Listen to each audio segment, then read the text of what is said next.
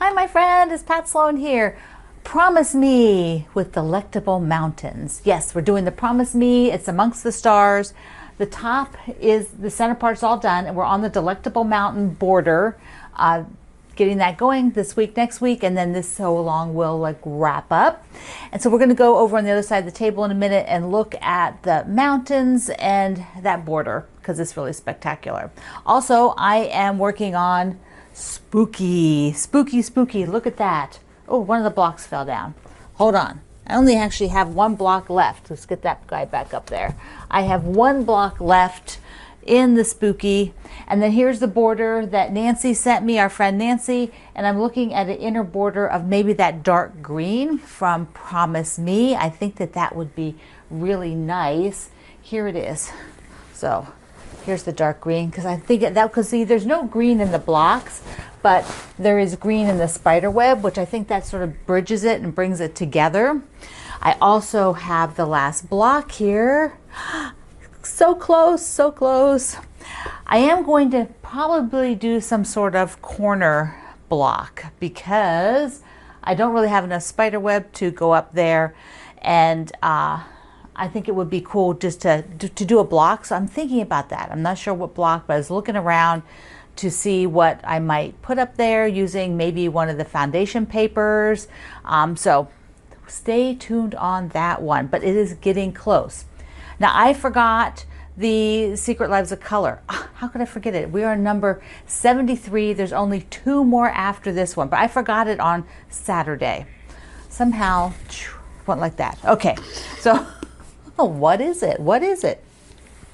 The color is, we're in the black section. So last color for the book is black.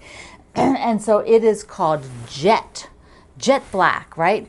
And it talks about how it's really kind of redundant to say jet black at this point in time, but jet, and also it talks about how jet is kind of changed what it means because we think of airplanes, we talk about jets.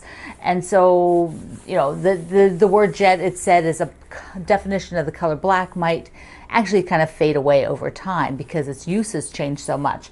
But it does talk about the material that was used to make a lot of Victorian jewelry back in the day when the Victorian era in England, they were very much into mourning jewelry. When somebody died, they would have this special jewelry made with this material. So it's an interesting read. So you're going to like it. And my block. So I used a piece of black fabric that I've had for quite a while. It was from one of my earlier fabric lines. And this is actually a batik, and it has berries on it. And so I tried to center one, got one of the smaller berries and centered it in there.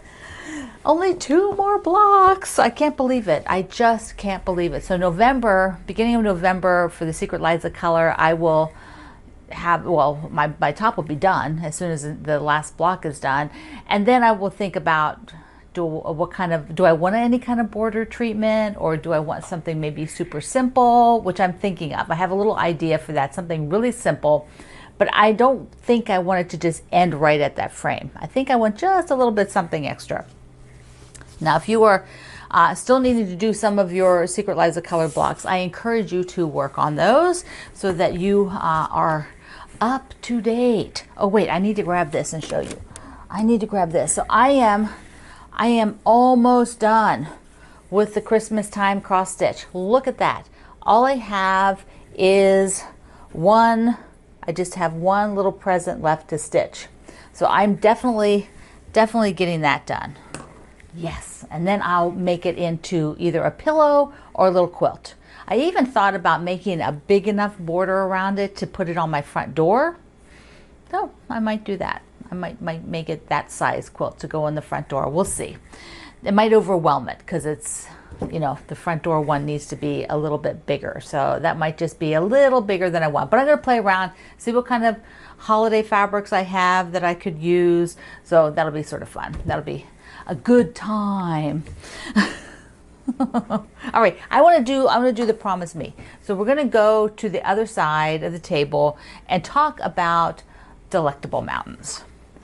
So the border on here is really, really awesome. It is so fun to occasionally do a border that is a bit more involved for the quilt. It just makes that extra special. It's like the cherry on top, but that does take a little bit more time because these borders are like this one is a whole set of blocks. There's two different types of blocks, and so it is a thing when you do that. But the Delectable Mountain block is a very, very interesting and cool block. You can do a lot of different things for it, and if you have never really explored that block and what it looks like, I gathered up a few images of it and how it can be set so that you can get a feel for the block. So let's take a look at that. The Delectable Mountain block is a very old block. I'm going to show you first here, Quilt in a Day by Eleanor Burns. This book I think everybody bought in the beginning because Eleanor was putting out quite a few books on traditional blocks. Here is the quilt straight on, and it's still a great book. But I want to show you a few other things that I saw out there. Well, there's Eleanor's again with it in red, or if it's not exact, it might have a slightly different center. But you can see fabric coloration makes a huge difference. I've got this, there's YouTube videos out there on them. There are websites out there with, here's one with all these different layouts, because how you twist and turn and combine and makes the Delectable Mountain super cool. I've got, here's one that's in a zigzag, and you can just see that the block, you know, you could change fabrics, but often like one unit is all the same fabric, but in that coloration they're different. I love this one with the sort of yellow, turquoise, and navy. It looks very Southwest to me.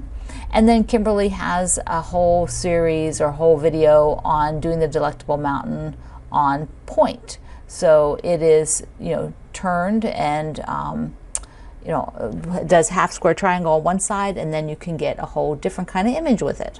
So here is the block, and it will be going against the quilt with the white side, and the dark side will be on the outside edge of the quilt so that it makes this frame. But let's take a look at the components because they're important, and it's nice to be able to get it in your head how you're going to work. So this is the top and the top. So we are dealing with a square. This is how this one is written, a square and a flying geese unit like this. And then that goes against the top. So you can see it makes the middle. And then we have sew and flips. So there's outside sew and flips of a dark square on a light background. And then we have dark rectangles with sew and flips for the inside. And these are not all the same direction. You can't make all of them the same way. You have to make half of them this direction and half the other direction. Otherwise it won't work out. So what I would do is approach this. This is how I like to approach things like this, is to sew like all of the flying geese first, and then go to all of the one direction on the white, do the other direction on the white, one direction on the black, the other direction on the black, and then start to assemble them. I just find that that's really efficient, and if you really like to just do block by block, you can of course do that, but I just find this will go a lot quicker, and because this will be a little bit more for you to do to finish out the quilt, I think the assembly line kind of works well. So there we go. Sideways, on top.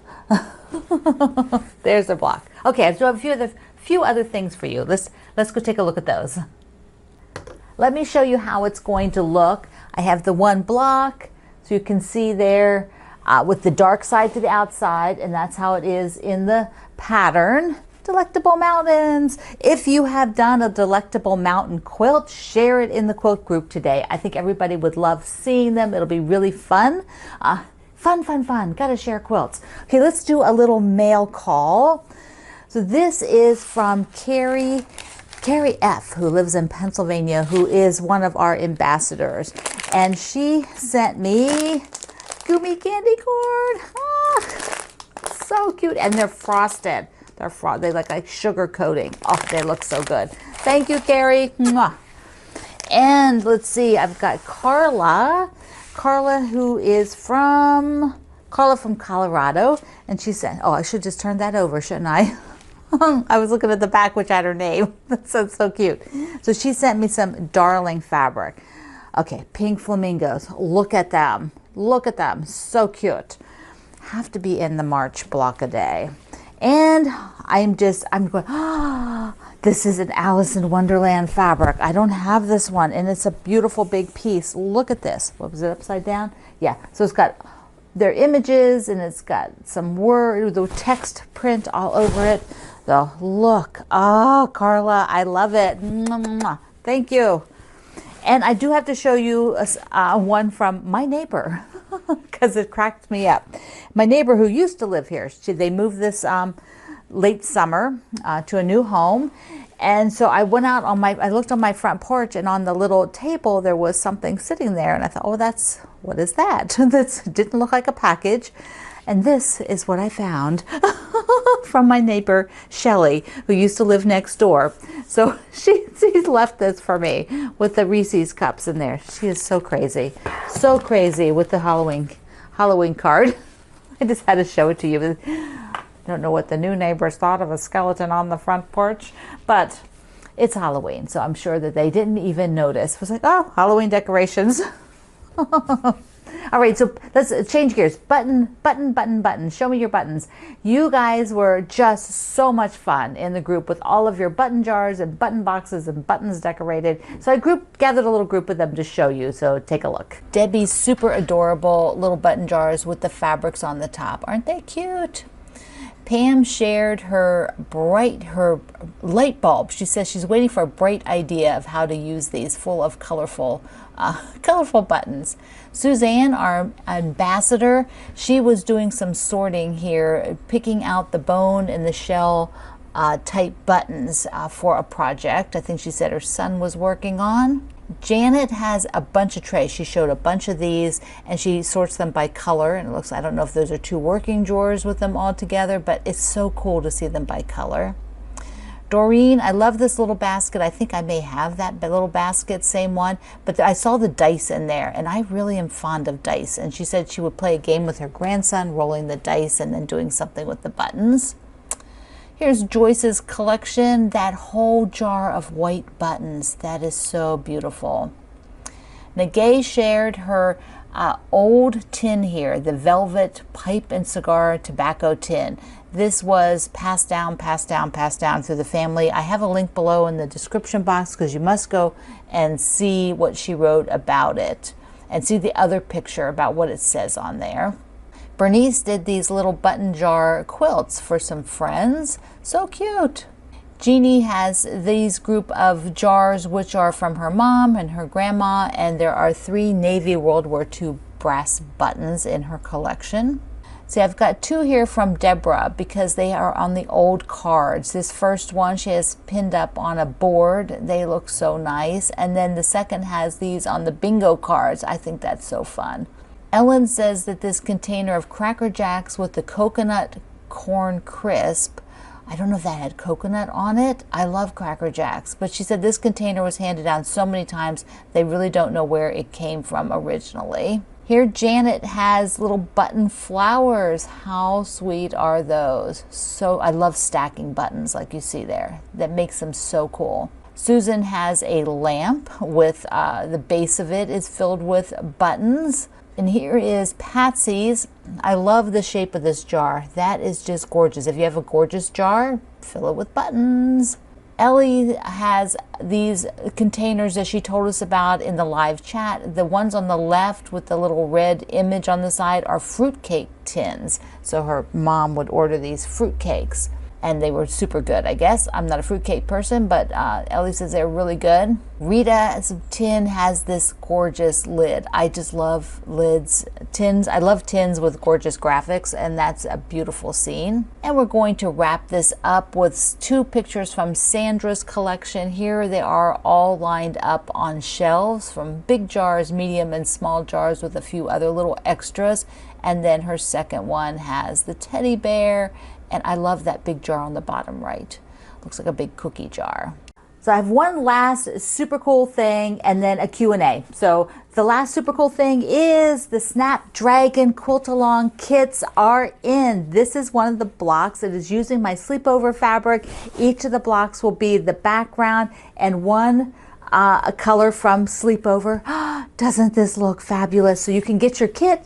We will probably start this sometime maybe the middle of December or beginning with January. So I haven't quite decided where that will go, but look, so I'll have to show you a block or two over the next few days, so get you excited about it. They're big blocks, they show off the fabric. It's going to be so much fun. So this is a kit now. You can get just the pattern, but then you wouldn't have my Sleepover fabric, would you? So there you go. Link is down below and at my website today. And while you're here, would you please subscribe? I would love it if you like watching my channel, if you would subscribe, click the little bell that'll tell you when new things come out. Sometimes I'm doing tiny little short videos. They're called shorts and they're just a few seconds long, and a few seconds, they're like a minute. They have to be under a minute. So they're, you know, just quick little things that are going on, and I've been starting to pop those out lately. So I hope you enjoy them and you'll get a notice if you're subscribed to one of those when those come out. Okay, so the last thing is a Q&A. It was left here by Aviva, and she was wondering what the difference is between the color teal and the color aqua. Well, with a little research, you will see that most people will ask the question of what's the difference between teal, turquoise, and aqua, because those three colors. I'm going to pop this picture up, which is from a website called This Bug's Life, and I have a link to it down below and under the video at my website today, so you can go read the article. But it basically comes down to the lightness. So aqua is generally the lightest, turquoise is more medium, and teal is darker, which tends to be how I look at it. And so that is how your brain is going to look at colors. You know, whether you think something is aqua versus turquoise will just depend on your frame of reference. Now, I have turquoise stones that are more green than anything else. They're totally different. So it's not necessarily just one set color. As we've been finding out, reading The Secret Lives of Color, if you've been following along with this, you will realize that there are so many nuances of color that it's kind of a very broad category: aqua, turquoise, and teal. And I also found it interesting, sometimes they throw in mint.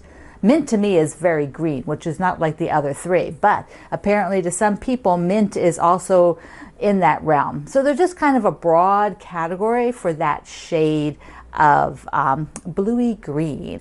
You're going to make your Delectable Mountains. You are going to get your Snapdragon kit. Anything else that you're working on, let me know. Let me know down in the comments. So I love you. Mwah. Thank you for being here in the Sloan Zone. I will see you online.